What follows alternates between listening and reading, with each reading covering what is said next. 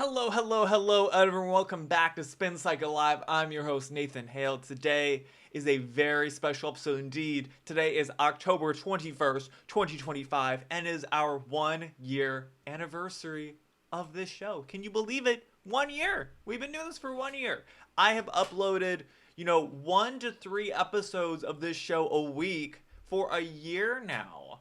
I mean, I know we've skipped a couple weeks here and there. I like to take a little bit of time off around my birthday, which is actually 1 month from today. November 21st is my birthday. And I like to take a little bit of time off around Christmas time as well. I think we should all take some time off the internet. Like, we don't need to be watching the news every single day, folks. So I have no issue taking some time off, as should you as well. So, but I can't believe it. Our viewership has increased so much in just a year. We've taken this show and really shot it off to the moon. And my audience just on the internet in general has grown so much. And I have a lot of interesting things planned going into 2026. So be on the lookout for all of that. And I hope you stick around for the ride. But as always, thank you so much for continuing to watch this show every single week. I am always amazed when I look and see how many people are streaming this show right now. And it blows my mind that there are so many of you out there who like me enough to want to watch me talk for 30 to 45 minutes a couple times a week. So I appreciate it so much. But as always, you should always share this show with more people. You should always tell people how great this show is. We're official. I feel like we're officially established, right? We're no longer a little baby fledgling operation, right? I've been doing this for a while now. I feel like a year is not an insignificant amount of time, especially when we're uploading several times a week. So, we are established now. We are the established anti-establishment media is what I'm going to call it. And I thank you all for helping me get there. And as always, share this with friends. Let people know how great this show is. Let people know how great my opinions on the internet are. We can always use more people watching the show. And yeah, I'm not sure. I mean, I'm thinking about going into 2026. What are we going to do? Am I going to move the show time? Is this a good time for everyone? So, send me a message, and if you have suggestions of if we should move show times around or anything, let me know and give me kind of a reason why. So I'm toying with the idea of maybe change this to a more of a morning upload situation versus like an evening upload that comes out at 6 p.m. right now on the East Coast. So would more of a morning upload make more sense? I'm not sure. So let me know what you think of all that.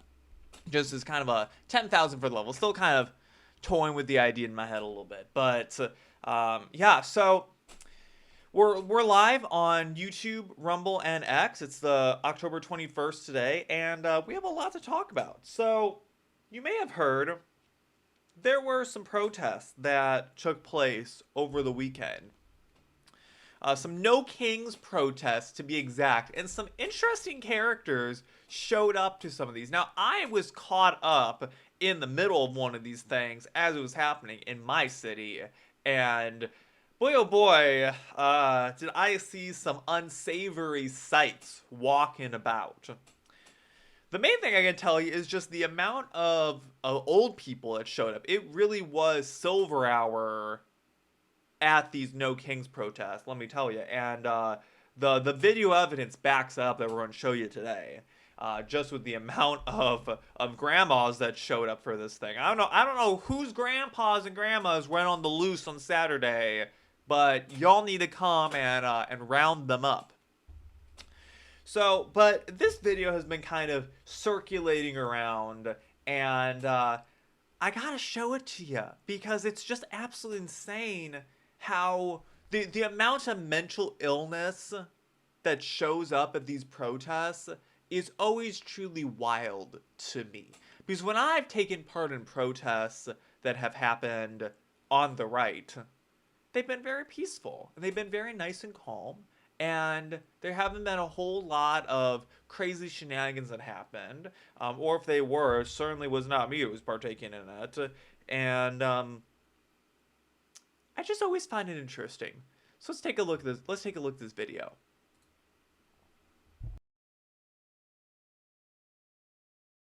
Hey! You ever heard of Ozempic, you fat ass? Hey! never heard of Ozempic, you fat ass? So this woman was spotted at a No Kings protest, and as we're going to see even later on, we're going to hear about how peaceful these protests were and how nice they were and everything.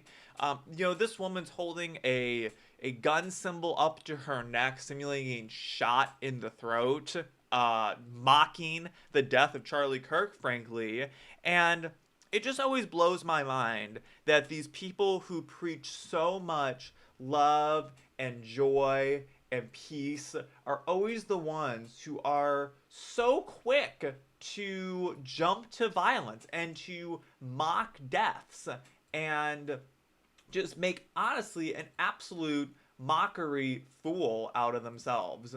So it always blows my mind. And we found out more information about this unsightly creature. The creature from the Black Lagoon, as I'm going to call her. So it turns out that this woman is actually a Chicago elementary school teacher. So this is an article from the New York Post. So a Chicago elementary teacher mocks Charlie Kirk's assassination with vile gun gestures at No Kings protest. So a Chicago-based elementary school teacher mocked Charlie Kirk's assassination by using a sickening gun gesture at a No Kings protest over the weekend. Lucy Martinez, a teacher at Nathan Hale Elementary School, that's embarrassing for me and my namesake, frankly. Just an aside, the amount of posts that I was tagged in because this woman teaches at Nathan Hale Elementary School has been insane. It's been insane. So I've seen them all. I've seen them all, folks. I've tried to reply to a lot of them if I could. So she teaches Nathan Hale Elementary School. No affiliation between the two of us. I assume that we have the same namesake, however. Put a finger to her neck and pretended to pull a trigger when a man driving by in a pickup truck waved a flag calling the late podcaster a hero, video shows. So here's that woman again. Get a good look at this thing. The creature from Black Lagoon, folks, right here. I just want to point out, why is it that the left is always made up of the most vile, ugliest looking folks? The most like swamp creature looking folks out there. I swear. They're all wearing sweatsuits and loose clothing at these conferences. I can smell this photo from I can smell it. I can smell the photo. It doesn't smell good. It smells like Big Macs and burps. That's what it smells like. And it's just insane to me. So here's this woman, and all right. So it's unclear if Martinez was fired or faced any disciplinary action. The school's website was taken down after the incident surfaced online. Chicago Public Schools said it remains committed to creating and maintaining a welcoming, safe, and inclusive teaching and learning environment free from harassment, bias, or harm of any kind. Oh, how sweet. Quote, while CPS does not comment on specific personnel matters, the district follows a consistent process when allegations of misconduct are reported. Employees found to have violated board policy are subject to disciplinary action. How sweet. So I wonder if this violates board policy or not. Holding a gun sign up to your throat, mocking the death of, frankly, one of America's greatest organizers, possibly America's greatest organizer in American history, Charlie Kirk. God rest his soul. Thinking about him every day of the week, man. And yeah, so it's just disgusting that this is the behavior that the left exhibits and displays for the public to see, right? If you ever want to know what these people think about on the inside, just go and look at any videos from a protest. You want to know how crazy a lot of these people are. And by the way, this was not a small amount of people who showed up to these protests. I believe like 7 million people showed up to protest on Saturday, which is not an insignificant amount, right? I will say, it's a small amount when compared to the greater U.S. population, but 7 million people is 7 million people, guys. And if all 7 million of them were this mentally ill and ugly, we got a lot of mentally ill and uglies in this country. I say uglies. Emphasis on ugh. That's what I think when I see some of these folks. All right. So I got another video to show you all. Let's take a look at this. So this was from a TikToker, and he went out and got some footage trying to interview some of these protesters, and we're going to see the response that he was given. So take a look. Don't touch. Hands off. Okay. Hands off. Hands off. Okay. What does no king mean? I don't want to talk to you. Why not? I just don't. Go away. Why are you on the streets if you don't want to be talked to? Hey, don't Please touch don't. me. Please don't. I'm not touching you. Don't touch. Hands Okay. off. Okay. Hands off. Hands off. Okay. Can you stop putting that in front of him? And this is why we protest. People that don't doesn't know how to keep their matter. hands off other people. Wait. Would you? Okay. Explain that. No comment. Wait. So you're standing, and I predicted this when you're in the car. Scott, come here. So I predicted this when we were in the car. Ma'am, you need to Hey, move hey, so he mister, can. get your hands off me and stop bumping me. Okay. Sir, Sir, and do I I'm going need to Sir, Right there. lay your Yeah, hands call him. off me. Stop, Yeah. stop physically aggressing me. Stop physically aggressing me, please. Walk away. We're trying to record here.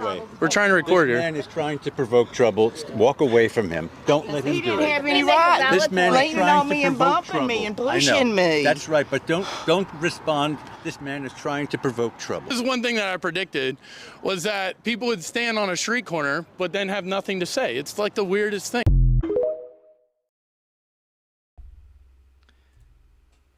So as I was saying before, it really has become silver hour at these protests, and it's absolutely wild to see. So I got another video to show you all of just the absolute crazy insanity that was taking place at these protests. It's wild. It's wild to see, right? You have these people on the street corner who are protesting a president, and they don't even really know what they're protesting, right? You try and go up to talk to them, and they have nothing to say. And then you have other people saying, don't talk to the news people. They're aggressors. They're trying to provoke you, right? What about that gentleman was provoking to anyone, frankly, right? What was provoking about him? He was going up and asking reasonable questions, right? And we see this at every single protest that takes place, is the people who show up there have no idea what they're doing there, because their minds have been completely warped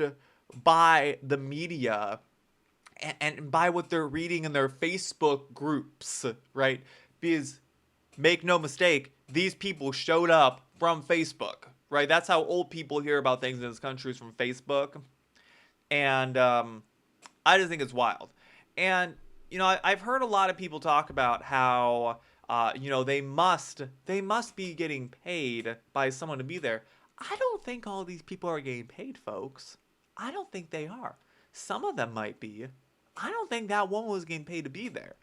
I think she was just a mentally ill ugly who showed up and thought that she was making a real change by showing up to the protest. She was making her voice heard. It's just so weird. All right. So I got another video to show you all, and I promise we're almost done with the mentally ill uglies, folks. Take a watch.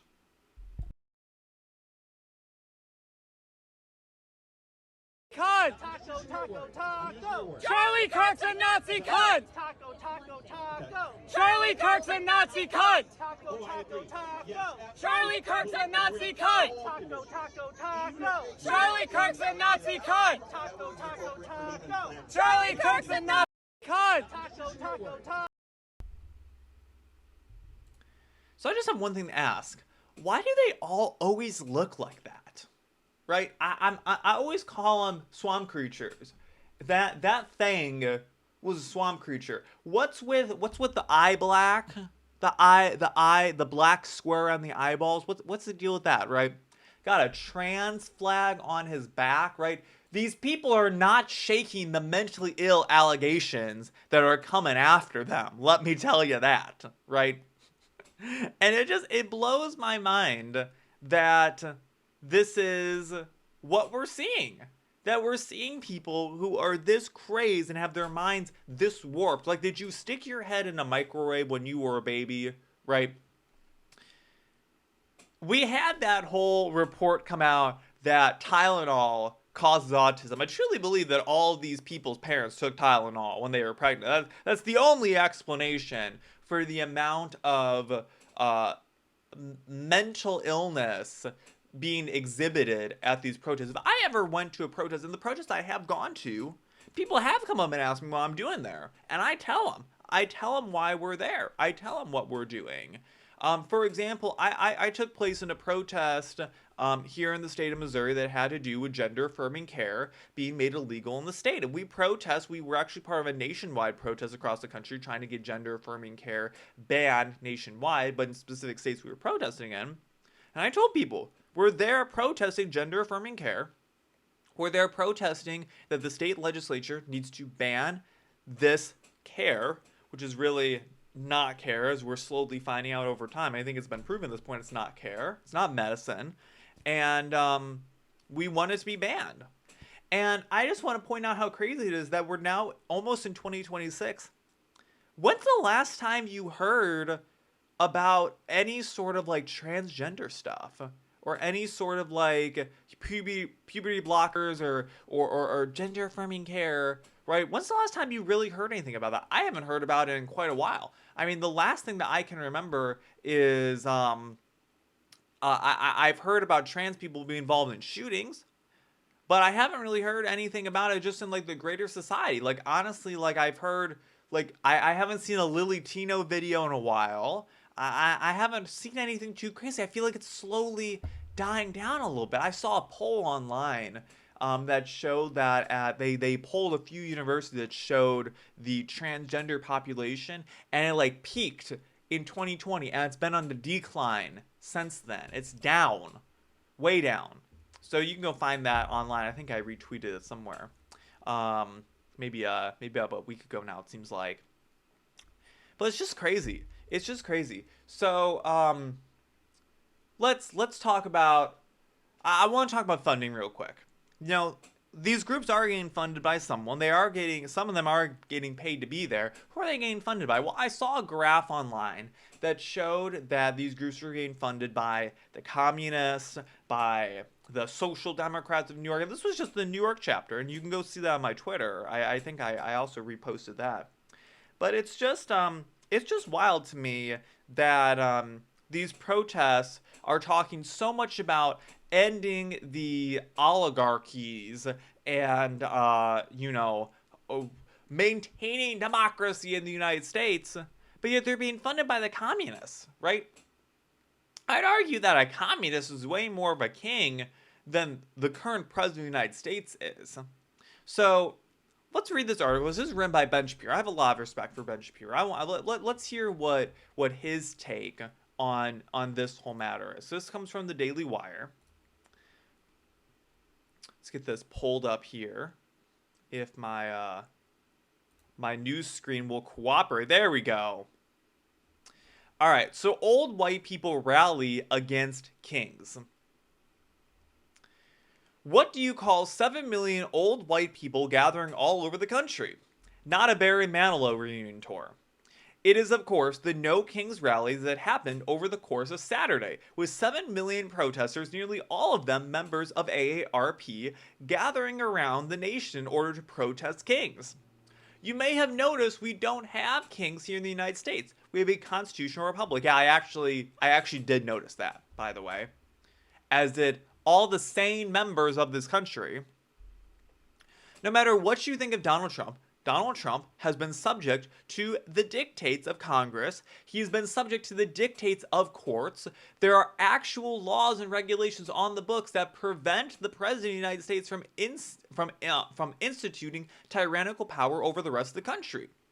One of the most amusing things about these No Kings rallies is the supposition by the left that they stand in opposition to grand expansions of executive power. That is absolute bull. It is nonsense. I'm old enough to remember Barack Obama. I'm old enough to remember Joe Biden. I'm old enough to remember both those people as well, who tried to use the Occupational Safety and Health Organization in order to cram down vaccine mandates on over 80 million Americans, and our company had to sue to stop him. I remember President Biden telling the Supreme Court that while they were attempting to stop him from getting rid of student loans, he would circumvent them and find another way to do it. The idea that these people who are opposed to Donald Trump do so to oppose expanded executive power is ridiculous. It is the Democratic Party in the United States which has, writ large, expanded the power of the executive branch wholesale over the course of the last century. Since Woodrow Wilson, the expansion of the executive branch of government has been non-stop. Woodrow Wilson was an awful president, by the way. It has sometimes been paused under some Republicans, but it is rarely reversed. When it comes to the modern Democratic Party, the idea that they want to delegate power back to the states or delegate power back to Congress is a lie. As soon as a Democrat is in power, they simply want to run roughhold over the Constitution of the United States. Thus, the very premise of these No Kings rallies is false. Left-wing Axios reported, quote, according to a statement from the No Kings protest organizers, Saturday's turnout was one of the largest single-day demonstrations in U.S. history, with over 2 million more people taking part in that participation in similar protests in June of this year. Of course, you remember how much of a difference it made when they protested in June, right? No, we don't actually. We don't remember. We've all forgotten the next day, right? Because it did absolutely nothing. Because these protesters are protesting to get attention on themselves, not to actually do anything, right? What I've said is if you're going to go protest anywhere, y'all need to go and protest in front of the White House and in front of Congress. Well, I mean, I guess you can't protest in Congress right now because they're closed, but you can go protest in front of the White House. That's where you need to protest at. If you're truly this upset, you need to go protest in D.C. where the actual lawmakers are, not in middle of nowhere Utah, not down in Texas, not out in California, not in New York. Nobody's around there who's going to do anything. More than 2,700 events were planned as part of the protests across 50 states as of Saturday, as well as several internationally, including London, Paris, Rome, and Lisbon, Portugal. Crazy how we're having no king's protests in countries that literally have a king. London is in England. They have a king. Lots of other countries actually have kings. And you might say, oh, well, they don't actually have all that much power in their actual country. That's ludicrous, right? You have a king and yet you're protesting against an American president. First off, I think having a protest in a foreign country that has nothing to do with the United States, whose government has nothing to do with the United States government, I think is ludicrous as it is. Why are you in England protesting the United States government? We have no power over you. Why are you protesting us? These rallies are ridiculous. If you look at the picture of people who are dressed up as lobsters in Massachusetts, or Superman in New York City, or inflatable chickens, you think to yourself, I don't think these are the folks who are going to change America any real way. Look at this picture here. Look at this picture here, right? Yeah, I'm not so sure that that no shellfish kings, whoever this dude inside this costume, I know it's hot in that costume. I know he's sweating hard. This is another picture. I can smell it. I can smell this picture right here. It's almost nasty. Nasty. Go take a shower. Disgusting. And that's putting aside the people who arrived at these rallies in order to promote violence against the President of the United States or against people of the right wing. Those people were in plentiful supply. Politicians showed up. They spoke alongside radical aggregators and organizers. We're all supposed to pretend that that never happened, speaking alongside terrorist supporters, people who despise the country. If you're a politician like Bernie Sanders or Chris Murphy from Connecticut, and you speak alongside Qatarian mouthpiece Mahad Hassan, or you speak alongside people who have openly promoted terrorism, that's kind of a big deal. My favorite moment of media coverage came when MSNBC interviewed a person dressed up as a unicorn. So I have that video for you. We gotta take a look. Let me pull that up for you all right now. Let's get that shown. Where's my screen at? Where with me, folks? This computer's running slow today. It's taking its time. It's taking its time. Here we go.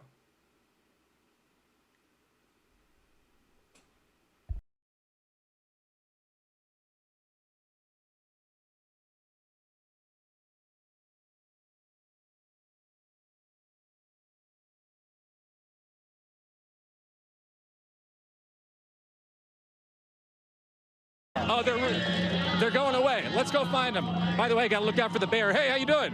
What's happening in there? I'm here with the Democracy Action Network. Is it hot in there? No, it's not too bad. There's a little fan. Water breaks are important. What's your name inside that thing? I'm Paula. Paula, there are people dressed like this at outside ICE detention centers all over the country, and we keep hearing over and over, Antifa's outside. You know, these are radicals. Are you Antifa inside that bear? No, I'm not a radical. I'm just here to promote democracy and no kings. All right, you be careful. Take care. Jacob, not I think there's Antifa a inside the bear. unicorn. I think there's a unicorn to your left. Am I wrong? Steph, what would I do without you? Hold on, where'd the unicorn go? Oh, there it is. Hold on. Wow, Steph, this is like, here we go. Hey, how you doing? Hey, we're live on MSNBC. I'm Jacob. What's your name? Hi, Angel. Wait, where are you, Tony? Angel, I've never interviewed a unicorn live on MSNBC. It's always the first time for everything. Angel, talk as loud as you can because you got a kind of a big snout here. Say that again, sorry. I said it's hard to hear you, but tell me what brings you out and to be inside this hot unicorn costume today. Well, we're here to represent the loving, hardworking community of Los Angeles. We're here peacefully protesting, looking as ridiculous as we can, just so maybe we appeal to the president, because he is a ridiculous leader that is normalizing abuse of power, and we cannot stand and act like nothing is happening. I've never heard a more serious message come out of a pink unicorn on a hot day in Los Angeles. You're having fun, but you're taking this very seriously. Well, a few tears come out now and then because it's extremely hard to see so many people speaking for those who cannot be here. A lot of people are hiding our homes, terrified that their families are broken. That is not funny. That's not ridiculous. So it touched my heart all the time that if I have the chance, I will stand with those who can't. Well, it's really awesome to meet you, and thank you for taking the time today. I appreciate it. Steph, that's a message actually that I think bears repeating. Yes. He feels like the president is acting ridiculously, so why not dress ridiculously himself to deliver a serious message to the president? Not a bad strategy. But I know, and I'm going to go to Maya in a second, but don't you find this profound, Jacob? Right? We're constantly talking about how angry the country is, how divided it is, how it's people's angry and feeling of discontent that's driving them politically. But I can't help but feel like this day you're just surrounded by this feeling of immense joy for community and for one another and for this country. I've been in 10 situations over the last 4 months. Here in downtown Los Angeles, local law enforcement, shot flashbangs off. Federal agents.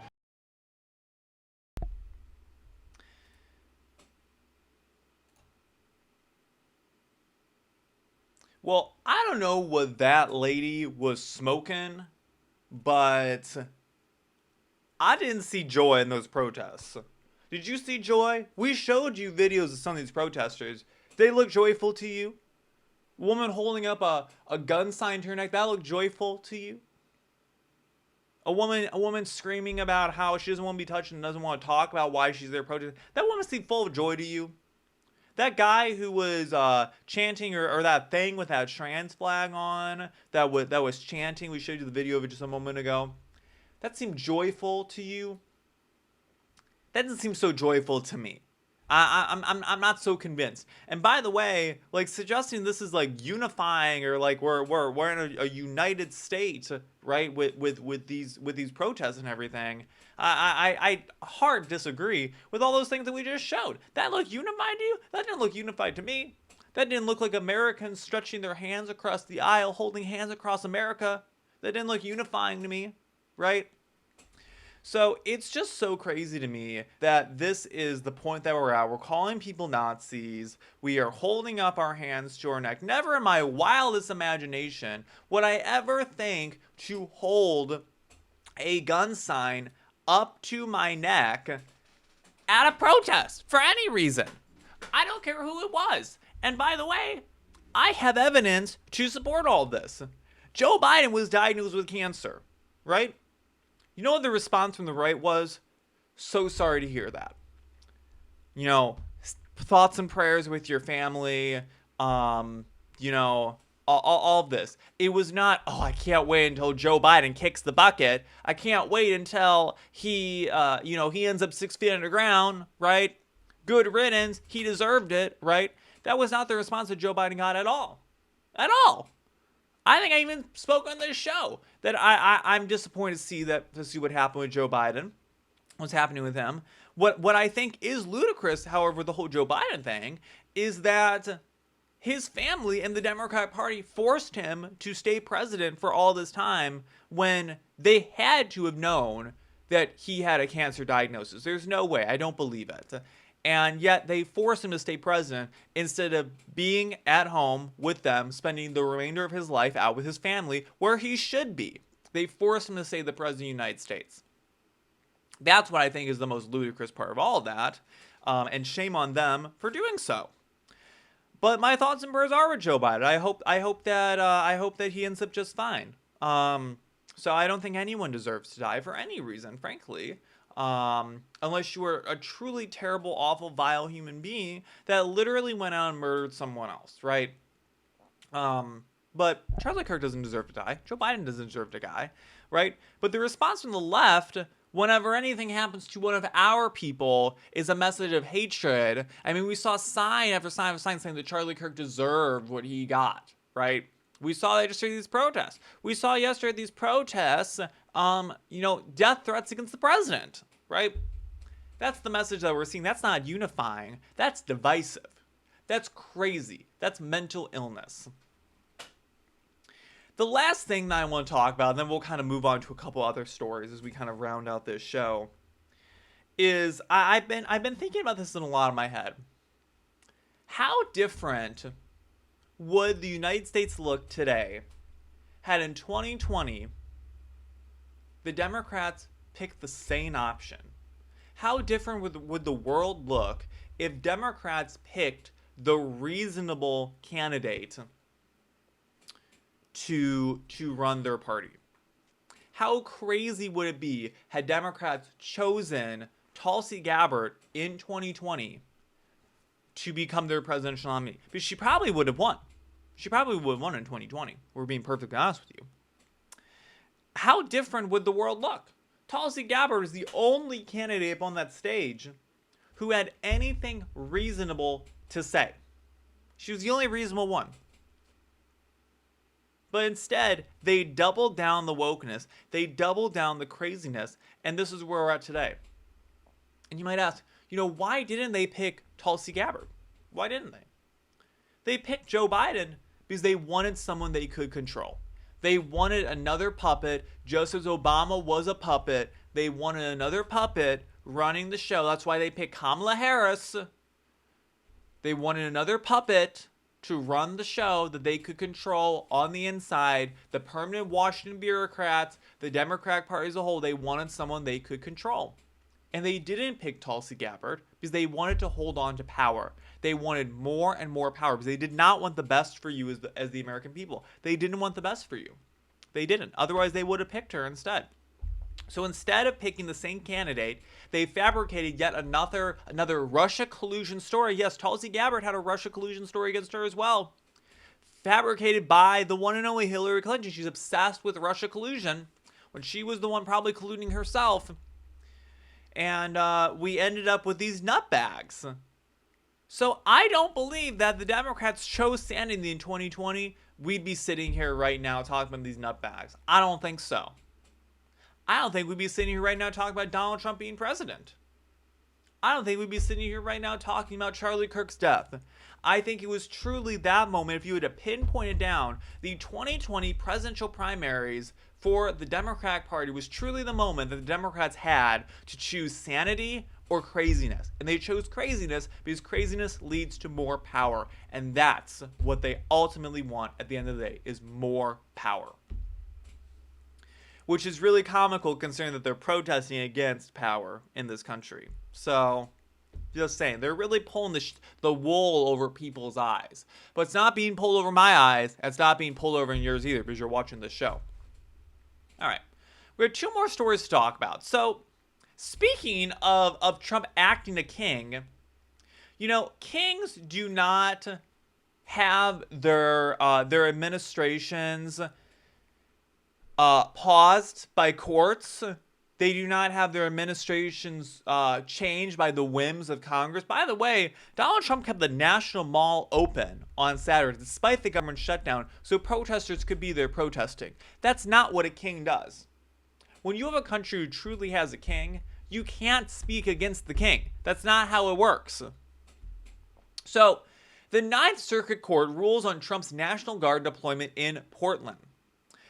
The Ninth Circuit Court of Appeals on Monday ruled that President Donald Trump can deploy Oregon National Guard troops into the city of Portland, delivering a significant victory to the Trump administration as it continues its efforts to send federal forces into Democrat-led cities despite a string of recent setbacks in other districts and appeal courts. Despite a string of recent setbacks. Kings don't have setbacks, guys. Judges on the three-member panel ruled 2-1 to authorize Trump's deployment. Judge Ryan Nelson and Judge Bridget Bade, both appointed by Trump, sided with the administration in the majority ruling, with the lone Clinton appointee judge Susan Garber dissented. After considering the record at this preliminary stage, we conclude that it is likely that the president lawfully exercises statutory authority under 10 U.S.C. 1246-3, which authorizes the federalization of the National Guard when the president is unable with the regular forces to execute the laws of the United States, the majority said. The move has become a political flashpoint as protesters opposing his key policies have clashed with law enforcement. Oregon officials and civil liberties groups say the administration is exaggerating the threat, while Trump allies insist the Guard is needed to restore order. Another federal appeals court has also weighed in on the dispute. On Saturday, the 7th U.S. Court of Appeals in Chicago partially lifted a lower court order blocking Trump's federal deployment of National Guard troops, though the decision stopped short of authorizing their use and instead allowed them to remain at a U.S. Army Reserve base outside the city. So, this is great news for law and order everywhere. You know, that guy in that last video talked about how people are Anne Franking it in the United States. They're hiding in their homes. They're hunkered down, hiding from the military. And to suggest, frankly, that this is a bad thing, I think is totally ludicrous. Because these are not just regular people. These are people who broke into our country illegally. These are people who cut in line. Right? If the Democrats and these protesters are truly the ones who are trying to help people who are illegal in the United States, they'd be helping them get to immigration services. They'd be helping them find ways to become citizens of this country. They wouldn't be telling them, oh my gosh, you know, we gotta end this. We gotta just leave all these criminals in our country. No. We just gotta leave them here. It's fine. Just let them be. They're perfectly fine people. They have families. I don't care if they have families. I don't. If you broke our laws of our country, you should be deported if you came here illegally. That's just the fact of the matter. And what we're seeing in these cities is that crime is being overrun. They're being run by Democrats, and the Democrats aren't doing anything about it. Kansas City, for example, is run by Democrats. We have a terrible crime situation. What's being done by the Democrats about crime in this city, or even the state of Missouri, for that matter? Really, not all that much. Instead, the city is allocating hundreds of millions of dollars to build infrastructure projects instead of getting the safety of its citizens under control first. So I have no issue having National Guard troops showing up to Kansas City. Let's do it. I feel way safer with that. And we're seeing crime going down places like D.C., right? Where have all the news stories been that crime is up in D.C., right? So, because you know they'd be out there if it was the truth. You know the left would be reporting on if crime was going up in D.C. after the deployment of the National Guard there. So it seems to be working. So, and honestly, if I was a city or a state and the president was offering me highly trained National Guard troops to help protect my people in my city, you better believe I would be down on my knees thanking him. Thank you, Mr. President. Thank you so much. We do need help. We do have a crime issue in our state or in our cities. We do need help with this. Thank you so much for sending these people.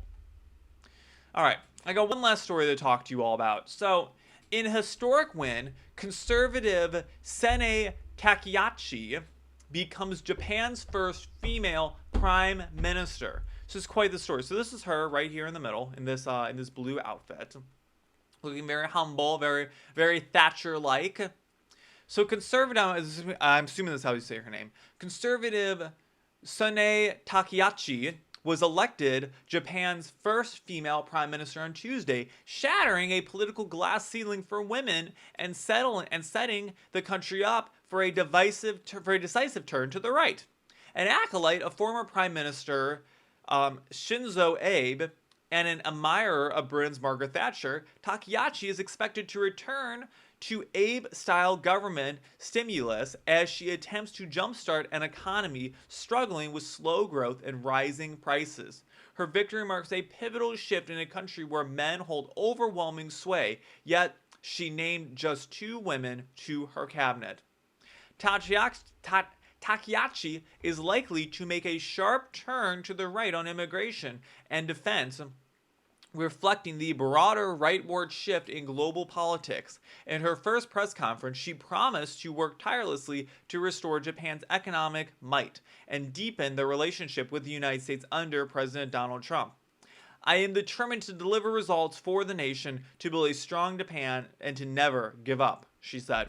I also plan to meet President Trump at an early date to elevate the Japan-U.S. relationship to new heights, she added.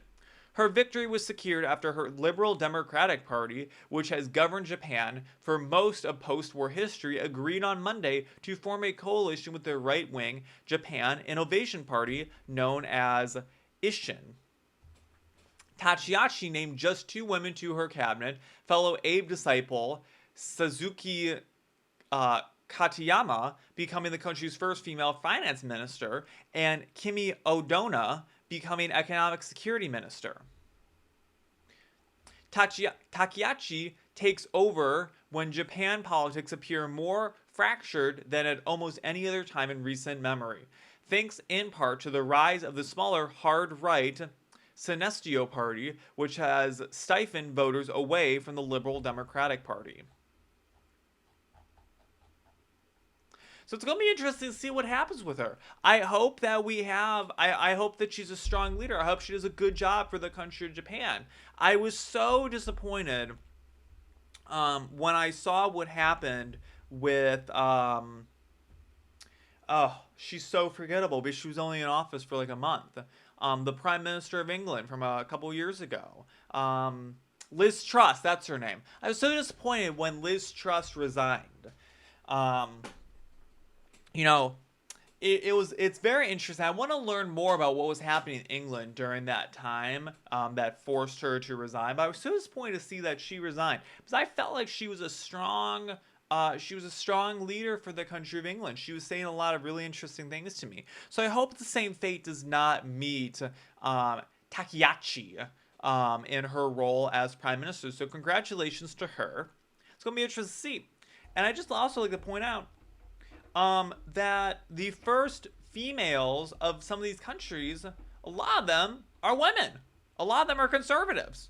Or obviously they're the first females, of course they're women, but a lot of them are conservatives. We have Giorgia Mangione over in in Italy. Isn't she the first female prime minister of Italy? We have this woman now here, Margaret Thatcher, first female prime minister of the United Kingdom. That's a big deal. She was a conservative as well. All these women are conservatives. Marie Le Pen in France, who I haven't heard from in quite a while now. I'm going to have to go look a little bit up on her and see how she's doing with her fight against France censorship. First woman over there, I believe. I don't think that France has had a female president is what she'd be running for in the past. So it's interesting to see, and I truly believe that the first woman president of the United States will be, in fact, a conservative. And this speaks to the bigger issue, I think, in just national politics here in the United States. So many people said that Kamala Harris lost because she was a woman. She lost because she was a dumb woman. Frankly, that's why she lost. We don't want dumb women. We want smart women. If you ran a smart woman, we vote for a smart woman. We vote for smart women every day in this country. So suggesting that she lost because she was a woman, I think, is ludicrous. Same thing with Hillary Clinton. They all said she lost because she was a woman, or she lost because she was black, right? Whatever they are, right? We as people, by and large in this country, don't care if you're female, male, black, white, whatever national, whatever color you are. We don't really care. We've kind of gotten over that as a country. What we care about is if you're competent, you can do the job. Kamala Harris couldn't do the job. She was an idiot. Hillary Clinton was an idiot. She couldn't do the job. That's why we voted against her. That's why Donald Trump won both those times. He's 2 for 2 with defeating idiot women in the United States. So we'll see how this woman here in Japan does.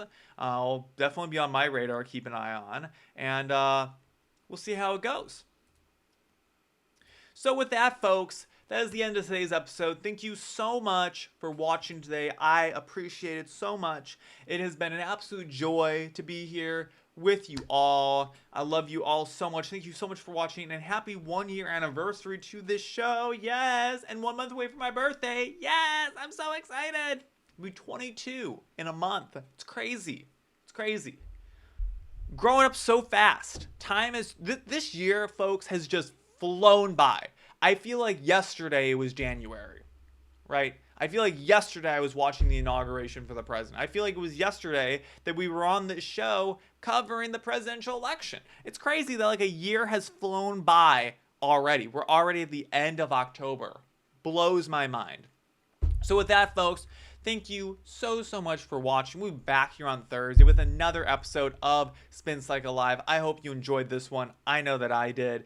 Follow me on X, Instagram, YouTube, TikTok, Rumble, all of the platforms. You can find them all linked in the description down below. You can find them in my link in bio. So go follow me on all of those places. And I'm really excited for things going forward in the 2026. If you have any suggestions of what you'd like to see from me going forward in the coming new year, send me a message. Let's have a conversation. I'd love to hear from you folks about what you'd like to see from me.